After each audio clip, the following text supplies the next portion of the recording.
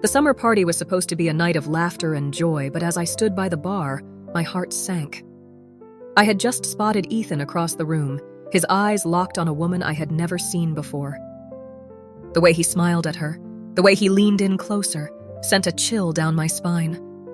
The laughter around me faded, replaced by a heavy silence that felt like a storm brewing inside my chest. "Is everything okay, Lucia?" my friend Maria asked, breaking through my haze.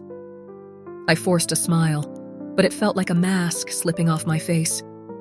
Yeah, just a little tired. But tired was the least of my worries. I couldn't shake the sight of Ethan's eyes, filled with something I had never seen directed at me. Was it betrayal? The kind of betrayal that cuts deep and leaves scars?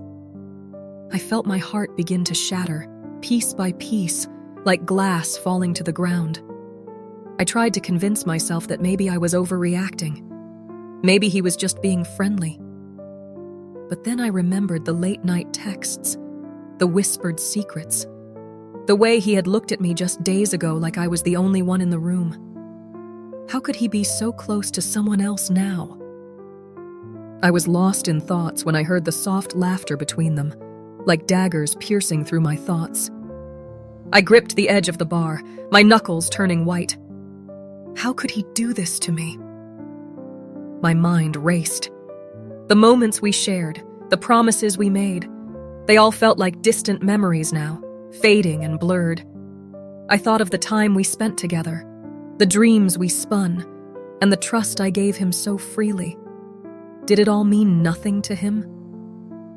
As I took a deep breath, the pivotal question haunted me. How could the man I loved betray me in such a public and humiliating way?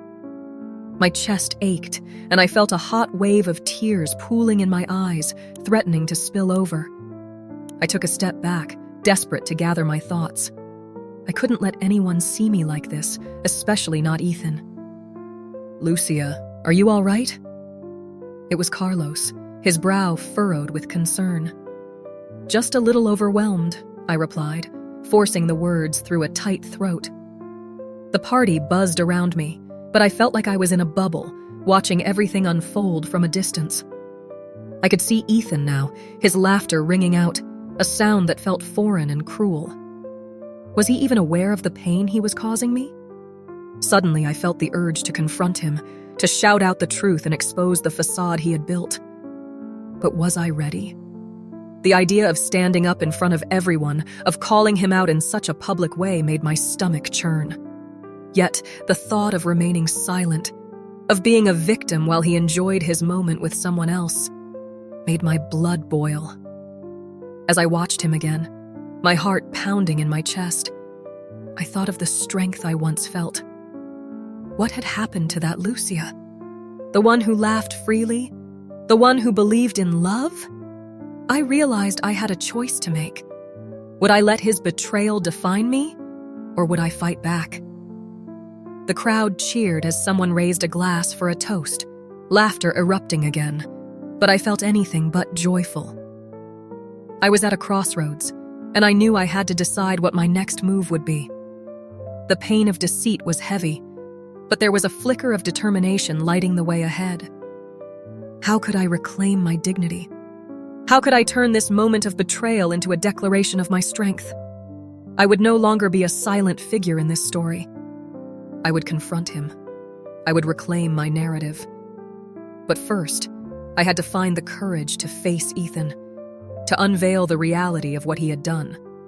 Would I find the words? Would I find my voice?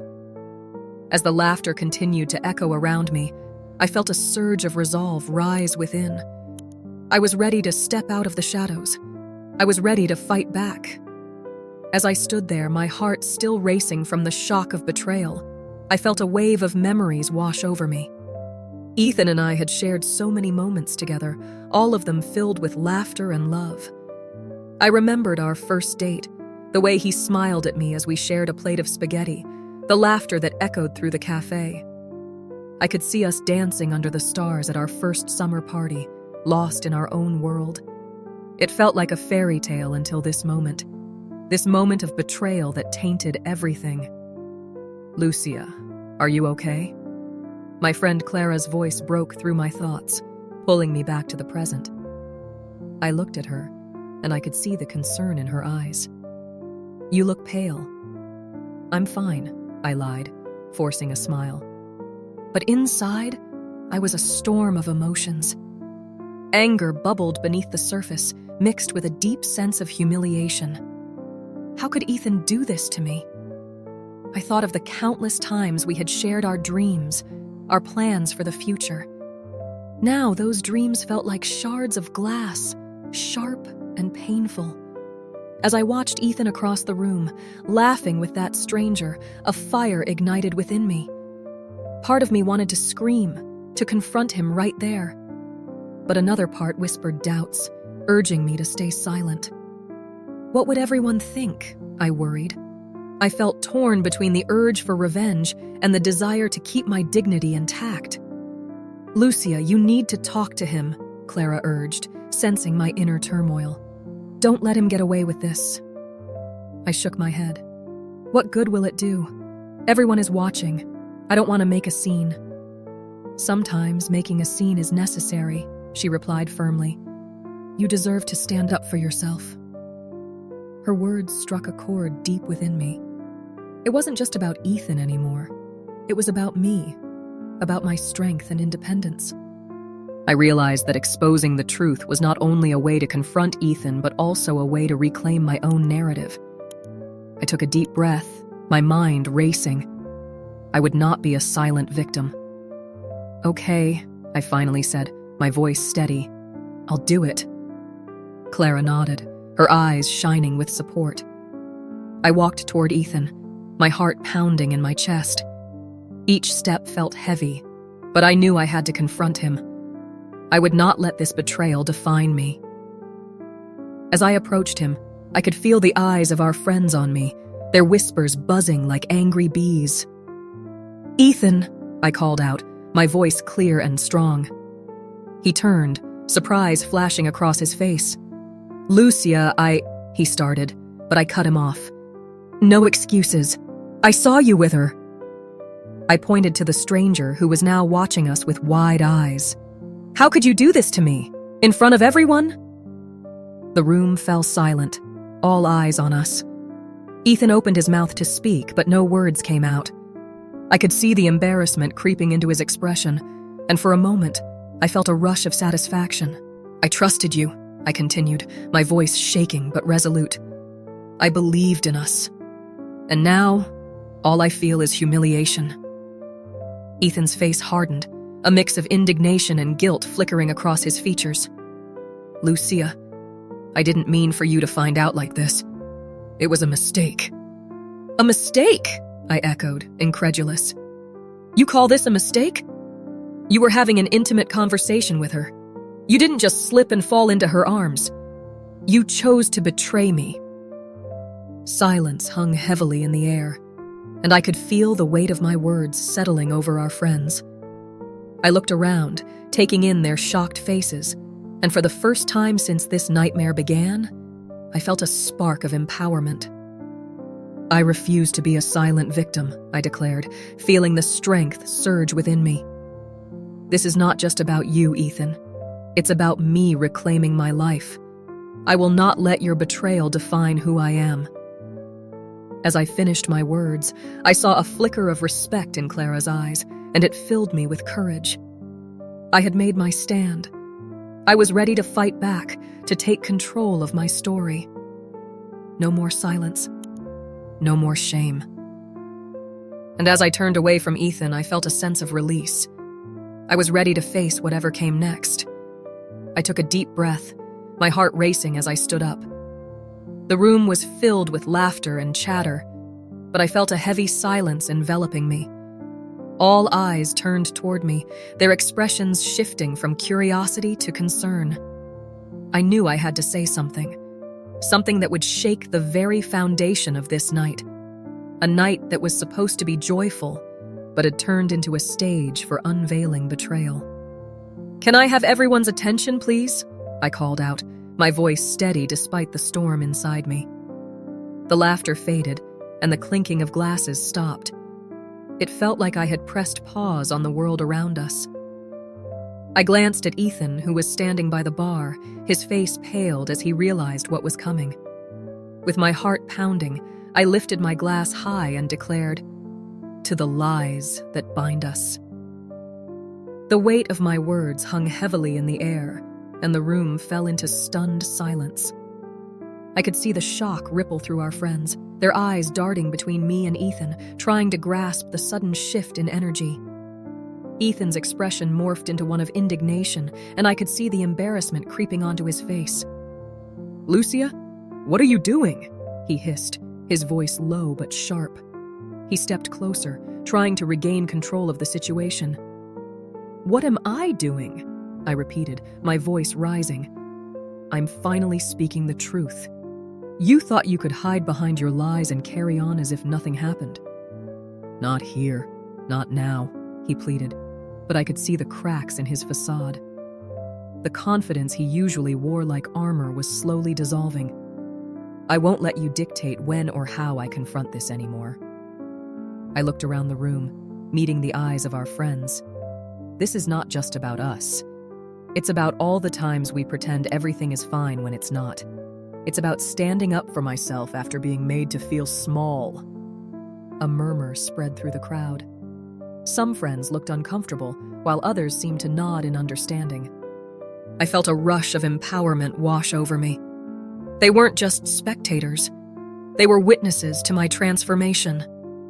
Ethan crossed his arms, his face flushed with a mix of anger and humiliation. "You don't need to make a scene, Lucia. This is embarrassing for both of us." "Embarrassing?" I laughed, though it felt hollow. "You don't get to decide what's embarrassing. You had no problem humiliating me when you chose to betray my trust." The tension in the room was palpable. I could see a couple of friends exchanging glances, unsure of how to react. I felt the tears welling up, but I held them back. I needed to be strong. I needed to show them that I was no longer the quiet girl who let things slide. "Lucia, let's talk about this privately," Ethan urged, stepping closer. But I took a step back, shaking my head. No more private talks. No more hiding. I gestured with my glass, making sure everyone could see it. This is my truth. I deserve to be heard, and I deserve to stand up for myself. As I spoke, I noticed the expressions on my friends' faces start to change. Some looked impressed, others sympathetic, but all were engaged in the moment. I felt a shift, a connection forming as they began to understand the gravity of what I was saying. "Are you okay?" My friend Mia finally spoke up, breaking the tension. She stepped forward, her voice soft but firm. "This is a lot to take in." I nodded, my heart still racing, but my determination was unwavering. "I will be okay, Mia. I just needed to say it out loud. I needed to stop pretending." Ethan's face turned a shade paler as the realization of how far I had come hit him.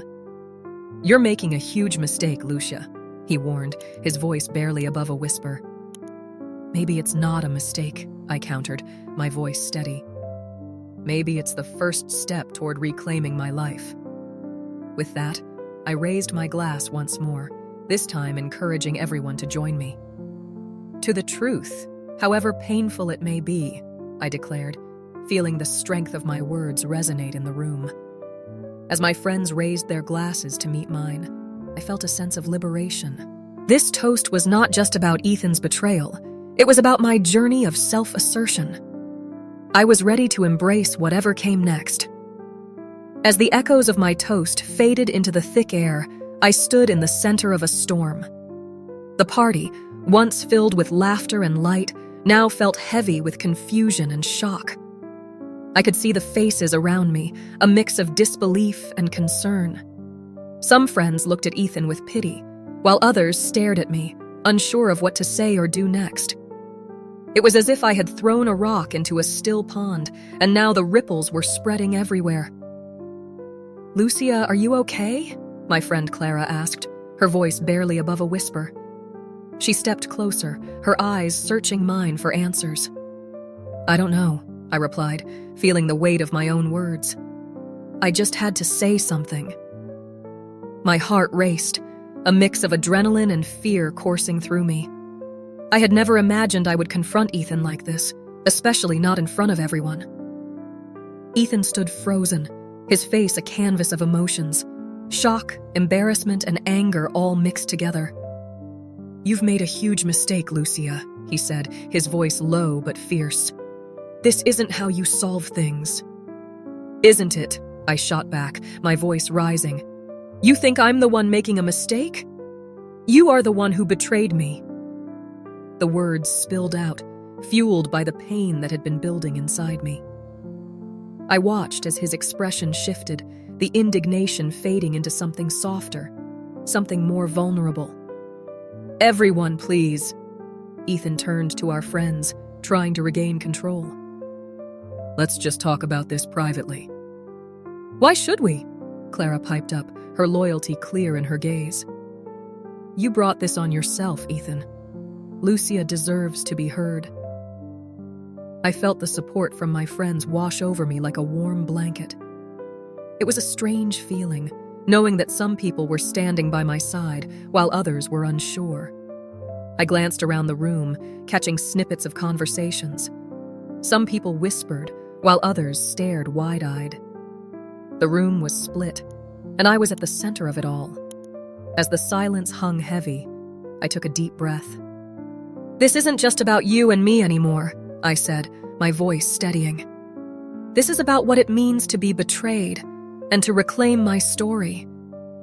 My words seemed to resonate, and I could feel a shift in the atmosphere. "Lucia, I never meant to hurt you," Ethan said, his voice softer now. "It was just a conversation. You're blowing this out of proportion."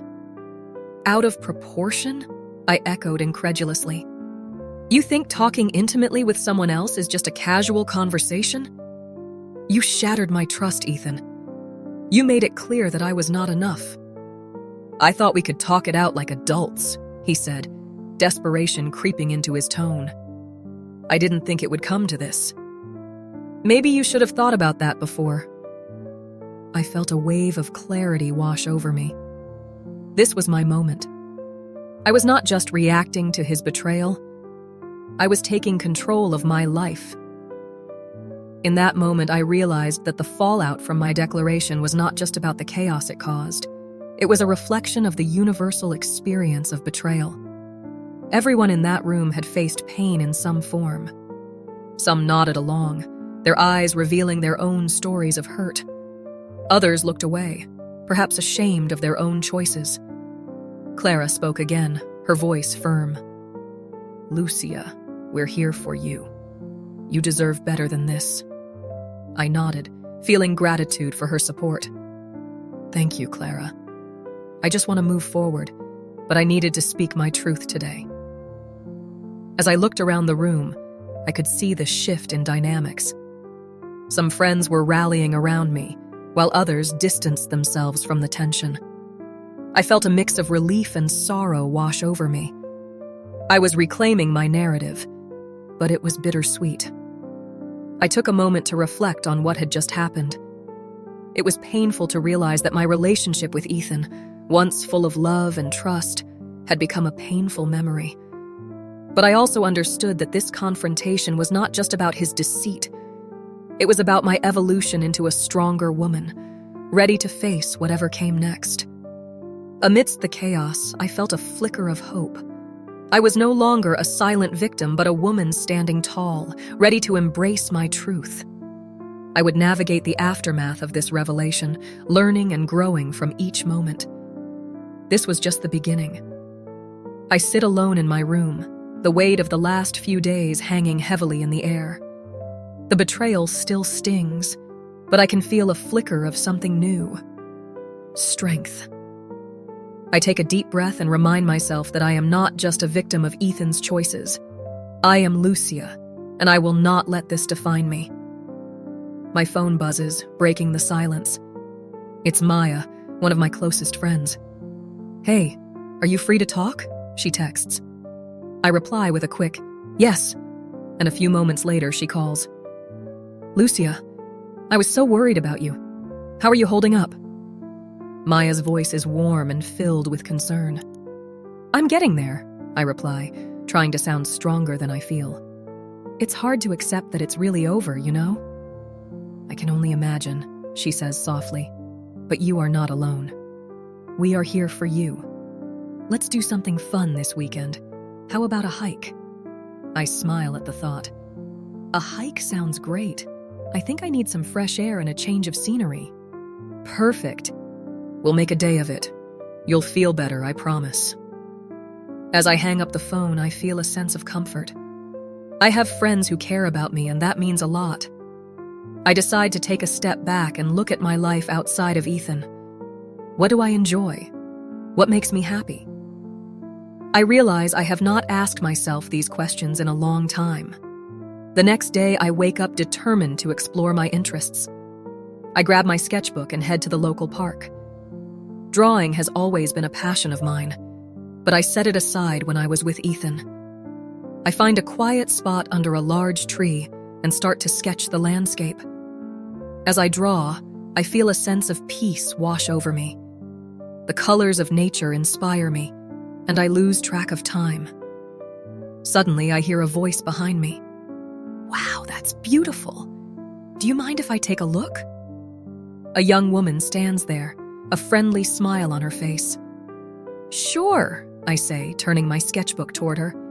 I'm just trying to capture the beauty of the park. I love it. You have so much talent, she replies, her eyes sparkling. I'm Emma, by the way. I'm Lucia. Nice to meet you, I say, feeling a spark of connection. We chat for a while, sharing our love for art and our favorite places in the city. Emma suggests we attend an art class together next week. It could be fun. You should join me, she encourages. I hesitate for a moment. I haven't taken a class in years. What if I'm not good enough? Nonsense. It's all about having fun and expressing yourself. You'll be great. Emma's enthusiasm is contagious. I find myself nodding, feeling excited about the idea. That weekend, Maya and I embark on our hiking adventure. As we walk along the trail, I share my thoughts about my art and the new connections I'm making. I feel like I'm discovering parts of myself I forgot existed, I tell her. That's amazing, Lucia. It's so important to find your own path, Maya replies, her eyes shining with pride. This is just the beginning for you.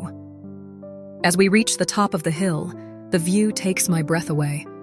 I can see the whole city sprawled out below us, and in that moment, I feel a sense of freedom. The betrayal still hurts, but I know it has led me to this new chapter in my life. On our way back down, we talk and laugh, and I feel lighter than I have in days. I realize that healing is not just about moving on from the past. It's about embracing who I am and what I love. As I lay in bed that night, I reflect on the journey I have started. I am beginning to accept my circumstances, and I see the betrayal for what it is, a painful but necessary step towards self-discovery. I know I have a long way to go, but for the first time in a while, I feel hopeful about my future. I stood at the crossroads of my life, my heart racing as I took in the vibrant scene around me.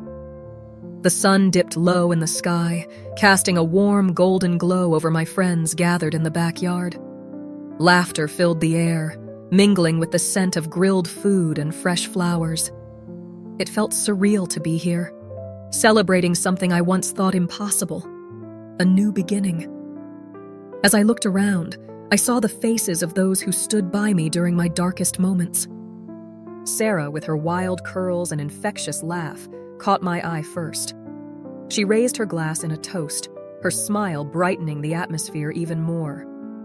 "To Lucia, the strongest woman I know," she shouted, her enthusiasm contagious. I felt a swell of pride as I lifted my own glass. "To new beginnings," I echoed, my voice steady despite the whirlwind of emotions churning inside me. I never thought I could stand here, feeling so empowered after everything that had happened with Ethan. The truth was, this moment wasn't just about moving on from him. It was about reclaiming my story. I remembered the pain of betrayal, how it had felt to stand in that party, heartbroken and confused. But now, I felt different. I was no longer the woman who let deceit define her. I was growing, learning, and most importantly, loving myself.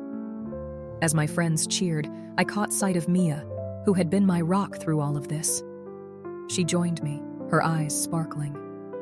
"You know, Lucia, you've come so far. I'm so proud of you." "Thanks, Mia," I replied, feeling the warmth of her support.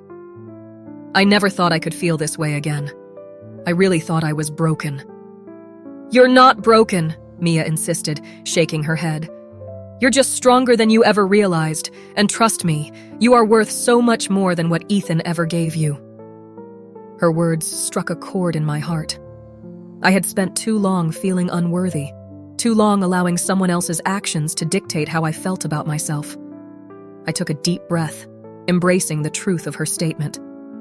I was worthy, and I was ready to set my own boundaries. As the evening progressed, the laughter and joy only grew. I watched as my friends danced, their faces lit up with happiness. It was a reminder that life goes on, that there is more to experience beyond heartbreak. "Hey, Lucia, come join us," Sarah called, pulling me into the circle of friends. I hesitated for a moment, the remnants of self-doubt creeping in, but I shook it off. I stepped forward, joining them in the dance. My laughter mixed with theirs, and for the first time in a long time, I felt light. After a few songs, we all took a break, collapsing onto the grass in a pile of giggles and joy. I lay back, staring up at the stars beginning to twinkle in the night sky. I couldn't help but feel grateful for this moment, for the love surrounding me, and for the strength I had found within myself. "Lucia," Mia said, her voice softening, "what's next for you?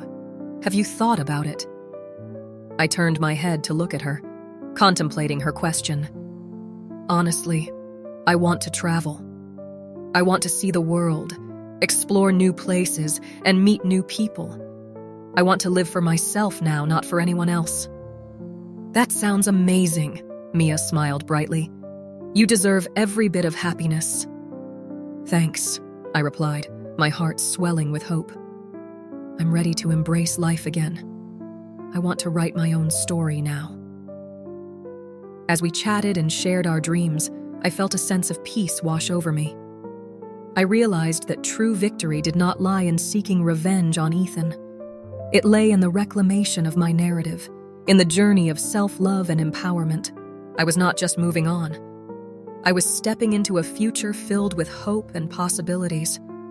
And as I closed my eyes, surrounded by laughter and the warmth of friendship, I knew I was ready for whatever came next. I was Lucia, a woman reborn, and this was just the beginning. Share this story if you believe that strength and self-love can lead to new beginnings. Leave a comment about a time when you reclaimed your narrative and how it changed your life. Don't forget to subscribe for more inspiring stories like this one.